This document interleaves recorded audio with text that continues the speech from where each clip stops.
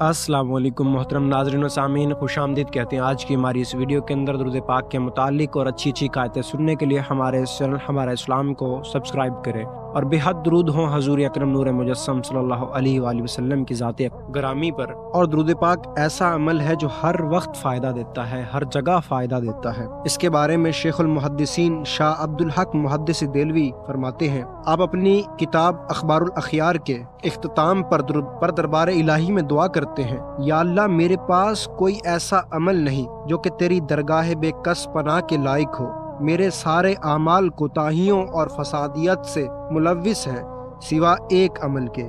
تو وہ کون سا عمل ہے؟ آپ مزید لکھتے ہیں کہ وہ ہے تیرے حبیب اکرم نور مجسم صلی اللہ علیہ وسلم کی بارگاہ میں نہایت انکساری، عاجزی اور محتاجی کے ساتھ کھڑے ہو کر درود و سلام کا تحفہ حاضر کرنا۔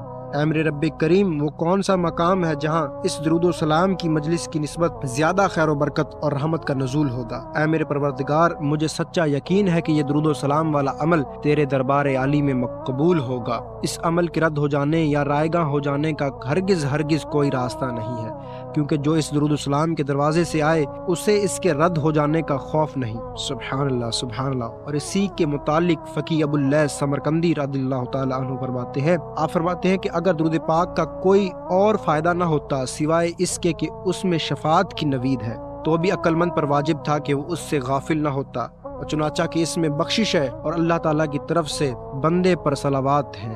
سبحان اللہ سبحان اللہ، ماشاءاللہ کتنا ہی پیارا فائدہ ہے کہ درود پاک پڑھنے والے کے لیے شفاعت کی خوشخبری ہے۔ فقی ابو اللیث سمرقندی رضی اللہ تعالیٰ عنہ فرماتے ہیں کہ کوئی اور فائدہ اس کو ملے نہ ملے، لیکن شفاعت کی نوید والا فائدہ اس کو حاصل ہے، تو عقل مند پر واجب ہے کہ وہ درود پاک پڑھا کرے۔